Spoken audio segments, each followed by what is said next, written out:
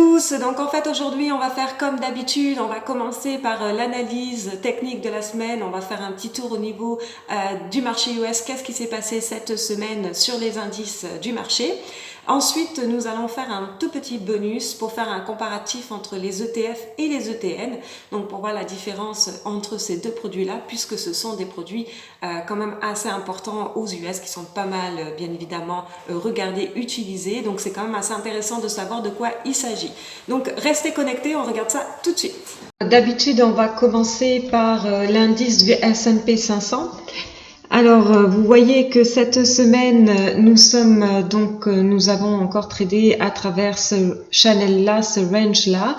Et là, on a clôturé juste au niveau de la ligne de tendance du haut.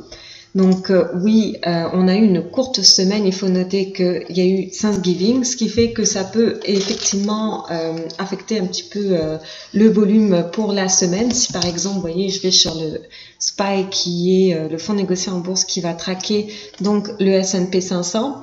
Là, vous pouvez constater au niveau des volumes, vous voyez que c'est quand même une semaine où les volumes sont beaucoup plus bas.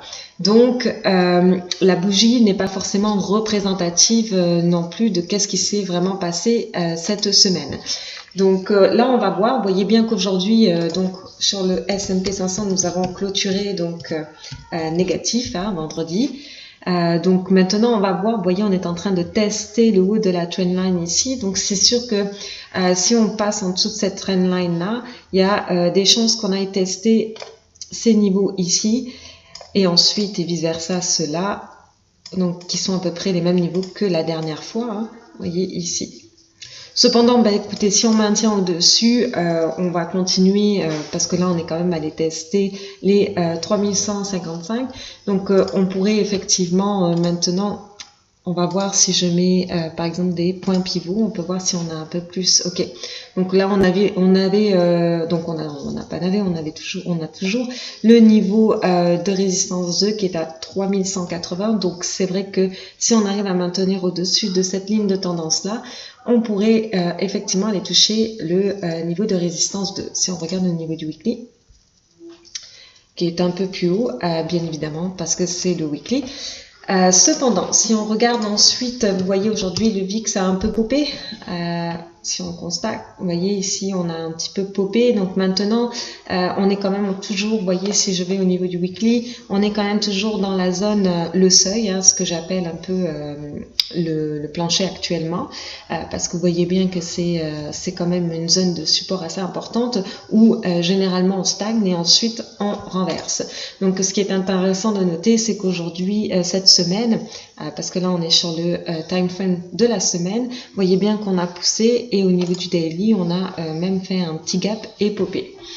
Donc c'est intéressant de voir ça sur le VIX, sachant qu'il y a effectivement aussi d'autres signaux qui sont quand même assez intéressants pour cette semaine.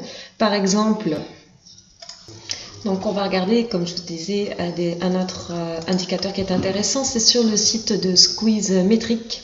J'aime bien aussi regarder ce site-là parce que là vous voyez en fait cette courbe ici qui monte et qui descend, c'est ce qu'on appelle le gamma exposure et vous pouvez constater qu'on rentre quand même dans une zone assez extrême. Vous voyez ici, vous voyez la zone où c'est en violet. Ici, ensuite on a eu quelques corrections après ces zones-là. Il en est de même, vous voyez ici là, la correction en fin janvier 2018, début février, vous voyez on a atteint approximativement le même niveau. Là actuellement on est quand même dans des niveaux beaucoup plus hauts. Ce qui est intéressant de voir aussi, c'est de combiner ce qu'on appelle le Dark Pool Index, c'est là où le smart money fait ses achats. Donc là vous pouvez constater justement sur le Dark Pool Index qu'on est dans des zones où généralement quand celui-ci est bas, c'est soit de l'incertitude ou des ventes massives. Donc c'est intéressant de regarder ça et d'arriver dans ces niveaux-là extrêmes ici, sachant que effectivement, vous savez qu'on est toujours, qu'on est passé quand même dans l'extrême greed aussi sur le S&P 500, donc il y a quand même quelques signaux qui font, enfin en tout cas c'est un peu plus selon moi, un peu plus dangereux de rentrer à l'achat dans ces niveaux-là. Mais ça, c'est juste mon opinion, bien évidemment. Donc ensuite, si on revient au niveau de nos graphiques, on peut regarder au niveau du Dow Jones. Il en est approximativement de toute manière la même chose. Vous voyez ici, on a fait un autre plus haut. Ce qui est intéressant de noter, c'est que effectivement, bon, beaucoup vont dire, voyez ici, quand on est arrivé ici, qu'on a commencé un petit peu à pullback, c'est vrai que on était quand même beaucoup à s'emballer pour le côté short, pour le côté bearish, et la trend, vous voyez, la tendance était quand même encore très bien définie à ce moment-là. Cependant, généralement, ce qui se passe, c'est que ils aiment ça, pousser une dernière fois pour aller chercher les derniers acheteurs. Donc ça, oui, c'est quand même, faut faire quand même assez attention, mais cependant, de toute manière, tant qu'on n'a pas vraiment de signes plus comment dire, beaucoup plus importants, c'est sûr qu'on ne va pas forcément non plus shorter. Mais c'est juste que c'est un peu plus, on a quand même des signaux pour l'instant. Donc c'est vrai que si on a un signal également sur le price action, ça peut être intéressant de voir tout cela. Vous voyez ici, on a même une divergence au niveau du RSI, au niveau du Dow Jones. Si on regarde au niveau du Nasdaq, bon, c'est approximativement la même chose au niveau du Nasdaq. Si on regarde un petit peu tout ce qui est transport, vous voyez, les transports, eux, sont beaucoup plus fragilisés. On reste encore dans une divergence au niveau du Dow Jones Transport et du Dow Jones Industriel, comme vous pouvez constater. C'est quand même une divergence qui est pas mal quand même dessinée entre les deux. Vous voyez ici, le Dow Jones Industriel a réussi à faire un nouveau plus haut et aller chercher encore quelques acheteurs. Et le niveau, vous voyez, attendez, excusez-moi. Et vous voyez ici au niveau du Dow Jones Transport, on n'a pas réussi forcément à faire un nouveau plus haut. Donc généralement une divergence, on avait expliqué, entre les deux comment dire, indices peut également précéder un mouvement assez important. Donc voilà, donc ça c'était petite parenthèse. Cependant les small cap, on a eu quand même une semaine assez incroyable. Vous voyez ici que bien évidemment les vendeurs se sont retrouvés squeezés et on est presque allé tester le niveau de résistance plus haut ici. Cependant là pour l'instant on a un petit repli, donc on va voir la semaine prochaine si on va aller tester ce niveau ici ou si finalement on va repartir ici et ensuite voir qu'est-ce qui va se passer. Donc voilà, donc ça c'est au niveau du small cap. Si on regarde rapidement au niveau des financières, on n'a pas fait grand chose cette semaine, c'est pareil. Bon ben voilà, on n'a pas forcément non plus beaucoup bougé. On a réussi quand même à aller toucher la résistance plus haute. Donc vous voyez, si je vais au niveau du weekly, qui est l'ancienne résistance ici. Donc là on a plutôt un double top sur le secteur financier qui est quand même assez intéressant. Donc maintenant, qu'est-ce qui va se passer? J'en reste quand même que si on arrive à clôturer en dessous de ce carré-là, où il y a une zone quand même de consolidation assez importante, on pourrait effectivement partir un petit peu à la baisse. Cependant, si on clôture au-dessus de cette résistance ici, on pourrait éventuellement avoir un phénomène de squeeze, c'est-à-dire que la majorité des personnes qui étaient vendeurs ici vont se retrouver squeezés et vont devoir acheter leur position. Parce qu'ils vont se retrouver dans le mauvais sens, bien évidemment. Donc ça c'est intéressant, vous voyez que de toute manière on est quand même, les moyennes mobiles commencent à s'écarter de manière assez intéressante, donc on s'éloigne un petit peu de celle-ci. Apple c'est pareil, vous voyez au niveau de Apple on est quand même assez loin des moyennes mobiles.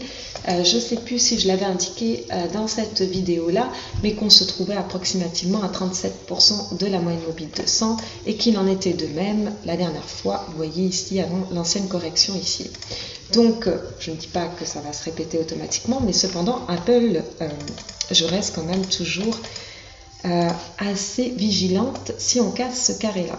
Voilà, ici pour retracer approximativement, peut-être dans un premier niveau, vers ici, pour être un petit peu moins, greedy, et ensuite pour un deuxième niveau vers ces zones, vers ici. vers ces zones vers ici. Donc les moyennes mobiles à peu près qui sont, il me semble, la 50 et la 100.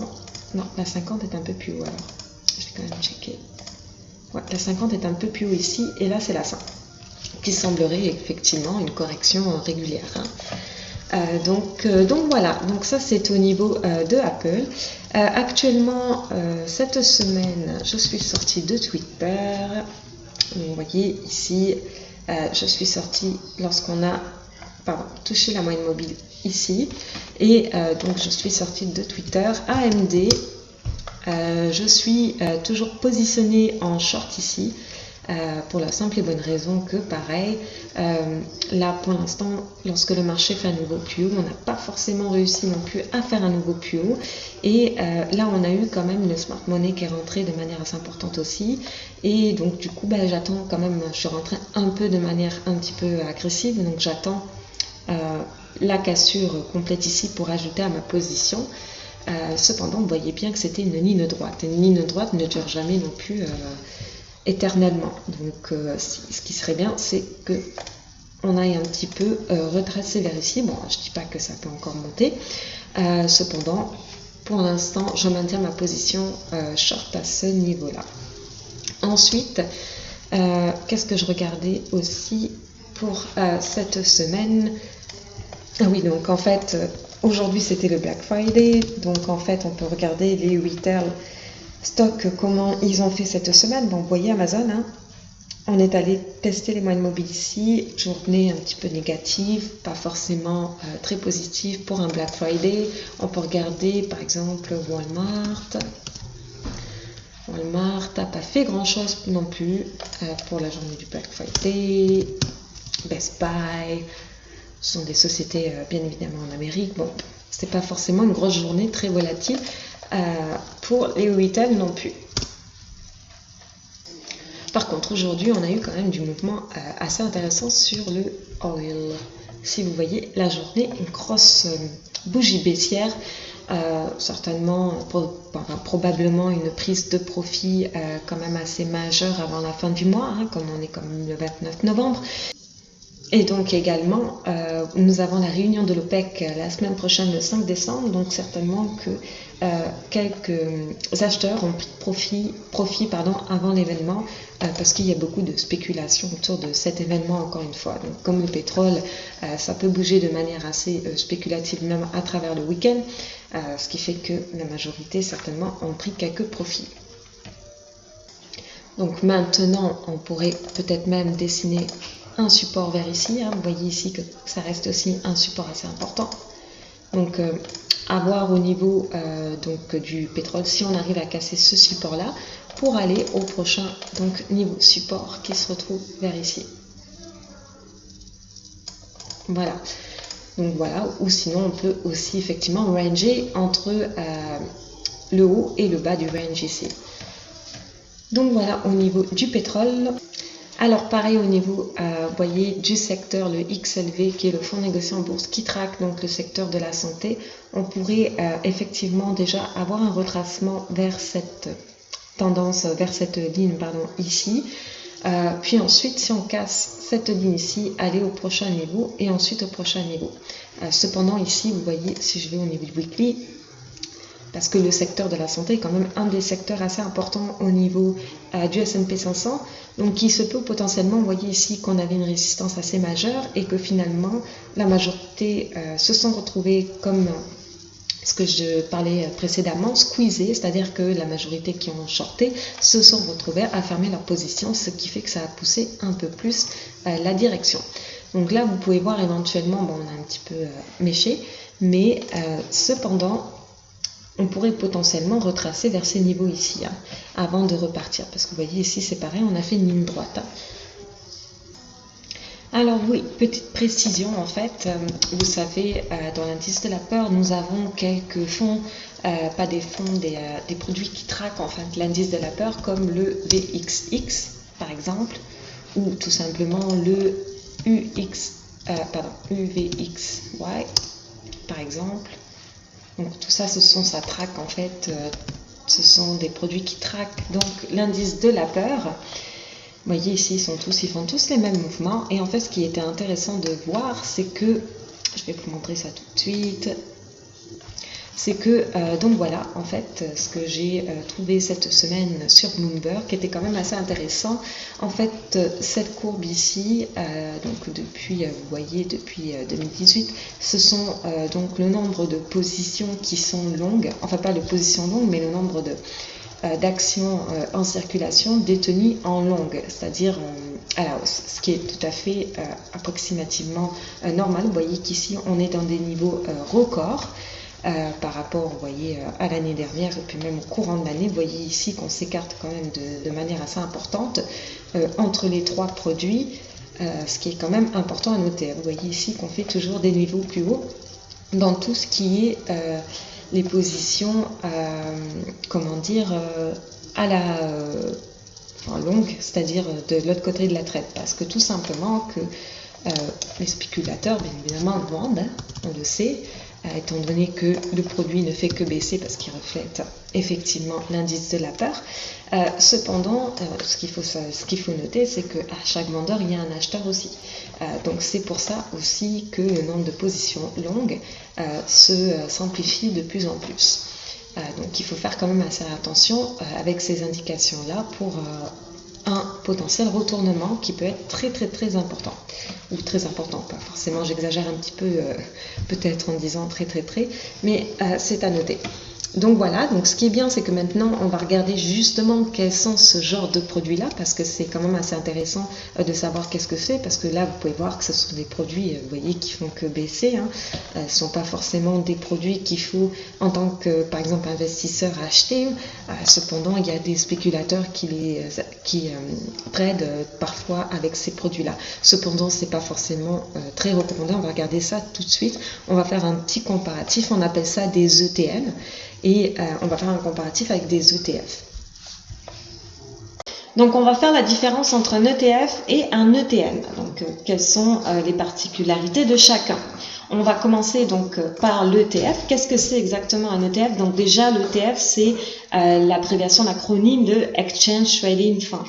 Donc c'est un fonds négocié en bourse qui va traquer un indice comme le S&P 500, le Dow Jones, le Nasdaq 100 ou un secteur comme le secteur financier, or, pétrole. Donc en fait, la particularité donc, de l'ETF, c'est que les ETF vont collecter l'argent de plusieurs investisseurs sous forme de fonds et ils vont donc acheter l'ensemble des actions qui vont composer ce qu'il va traquer. Donc admettons, on va traquer donc, le S&P 500, on va acheter donc les actions qui composent le S&P 500 par exemple. Si on va traquer le secteur financier, on va acheter donc les actions de banques ou d'institutions financières qui vont donc traquer l'indice du secteur financier. Donc en fait, la performance va dépendre tout simplement de la performance du sous-jacent, comme le fonds va détenir les actions. Donc sur ça, on est plutôt d'accord. Donc exemple, l'ETF SPY, DIA, QQQ, XLF, XOP. En fait, le SPY, c'est pour traquer le S&P 500, DIA, c'est pour traquer le Dow Jones, QQQ pour le secteur du Nasdaq, XLF, c'est pour le secteur, donc ça, c'est pas le secteur du Nasdaq, mais comment dire, l'indice du Nasdaq. XLF pour le secteur financier, XOP pour le gaz et USO pour l'huile. Donc si par exemple, je vous donne un petit exemple. Alors là, vous pouvez voir, ici c'est le fonds négocié en bourse, le SPY, et vous voyez en fait qui fait exactement, vous voyez si je dézoome, je suis au niveau du weekly, il forme exactement la même chose que le SPX. Vous voyez, si je mets le SPX, vous voyez, c'est exactement la même chose. Donc, en fait, c'est pour ça on dit qu'il traque donc le SPX, bien évidemment, parce qu'il a acheté exactement les mêmes actions qui le détiennent, au même pourcentage, à la même pondération par secteur. Donc, il en est de même si on regarde le QQQ, qui est le fonds négocié en bourse qui va traquer donc le Nasdaq. Vous voyez, c'est pareil. Si on va voir donc le Nasdaq, vous pouvez constater que effectivement, on représente la même performance. Donc ça, c'est important de noter. Donc qu'est-ce qu'un ETN? En fait, c'est un Exchange Trading Note, donc en anglais. C'est comme en fait une forme de dette. C'est un billet émis par une institution financière qui va traquer également un sous-jacent. Donc comme il s'agit d'un billet, les investisseurs achètent simplement une promesse de payer un rendement du marché. de la part de l'émetteur du billet s'il est tenu jusqu'à échéance. Donc là, vous pouvez voir que la grande différence entre les ETN et les ETF, c'est que les ETN, c'est comme une forme de dette et les ETF, c'est un fonds, donc ils détiennent des actions. La particularité des ETN, c'est qu'ils ne détiennent pas d'actions déjà dans un premier temps. Ils se tradent quand même sur une bourse, hein, c'est comme les ETF. Cela ressemble à des obligations, mais ils ne payent pas d'intérêt. Il y a un risque d'erreur sur le tracking du sous-jacent, tout simplement parce que le prix, lui, peut varier de la valeur du sous-jacent, dépendamment de la note de crédit de l'émetteur. Donc, il y a un risque relié, bien évidemment, au crédit, défaut de paiement, hein, étant donné qu'ils sont notés par le crédit. Il y a un risque de liquidité. Ils achètent des options également pouvant augmenter le risque de perte aussi. Et des frais sont également soustraits à la performance. Donc maintenant, on va regarder ensemble de quoi ça a l'air sur le graphe. Vous allez juger par vous-même que c'est pas forcément des produits pour du day trading. Il y en a qui peuvent l'utiliser, mais ce ne sont pas forcément des produits pour investir parce que regardez, là j'ai tapé UVXY, ce qui est en fait l'ETN qui va tracker le VIX. On a plein d'ETN qui vont traquer le VIX. Parce que le VIX, lui, c'est un indice, il ne détient pas forcément d'actions, donc c'est un indice, on essaie de, bien évidemment, copier la performance du VIX. Donc là, bon, lui, vous voyez, le VIX, il y a quand même un certain seuil, hein, il ne varie pas de manière à se déprécier en dessous de ce seuil-là. Si vous regardez même au niveau du monthly, vous pourrez juger par vous-même, hein, il y a quand même un certain seuil. Cependant, les produits qui vont traquer justement le VIX, vous avez dans un premier temps, l'un des plus connus, c'est le VXX. Donc là, lui, vous pouvez voir, si je dézoome, hein, vous pouvez voir au niveau du weekly même, vous voyez, si je dézoome, à un moment donné, on voit même plus le prix ici. Donc en fait, vous voyez bien que ce ne sont pas des produits qu'on peut investir forcément à long terme. Tout simplement, la valeur se déprécie dans le temps parce que en fait ça ne représente pas exactement la variation du VIX qui lui a un certain seuil, tout simplement parce qu'il y a la note de crédit qui va impacter le prix, il y a aussi les frais qui sont soustraits à la performance, il y a aussi bien évidemment l'achat d'options qui va aussi impacter la variation du prix. Donc là, vous voyez, il y a celui-là, il y a TVIX aussi qui est un des autres ETN assez connus. Vous pouvez voir ici, pareil, hein, et UXVY qu'on est allé voir au tout début, XY, qui lui, pareil, est un produit qui se déprécie assez rapidement. Donc voilà à quoi ressemblent les ETN. Il y en a qui vont plus les trader en fait en période de correction sur le S&P 500 ou sur les indices majeurs quand le VIX se met à spiker. C'est là où certains vont trouver intéressant de justement trader ces produits-là parce que vous pouvez voir qu'ils peuvent spiker, spiker ça veut dire augmenter de manière assez importante. Donc c'est pour ça qu'il y en a qui vont utiliser ces produits-là dans ces termes-là. Mais ce n'est pas un produit qu'on doit détenir à long terme. Hein. Vous pouvez voir le graphique, je sais pas, mais bon, c'est clair pour moi là, donc voilà. Alors là, vous voyez, vous pouvez bien constater, par exemple, les hedge fund ETF Growth Positioning. Donc en fait, vous pouvez constater justement que vous avez leur longue position et leur short position pour ce qui est de 2017 et 2018. Et en fait, le Smart Money utilise quand même pas mal les ETF, pas les ETN, hein, on revient aux ETF, pour bien évidemment se hedger. Comme vous pouvez voir ici, parce que si vous comparez le montant 43 millions et 105 millions, c'est quand même une sacrée différence entre les deux. Donc là, on peut voir effectivement qu'ils utilisent quand même pas mal ce genre de produits pour se hedger également sur les marchés. Alors tout cela pour résumer que les ETF sont quand même des produits qui sont quand même pas mal regardés par les investisseurs et également par les traders. Et ce sont quand même une forme de produits de gestion passive, donc c'est pour ça qu'ils deviennent assez intéressants par les investisseurs par exemple. Donc voilà, donc j'espère que cette vidéo vous aura plu. N'hésitez pas à mettre un like et à vous abonner à ma chaîne YouTube.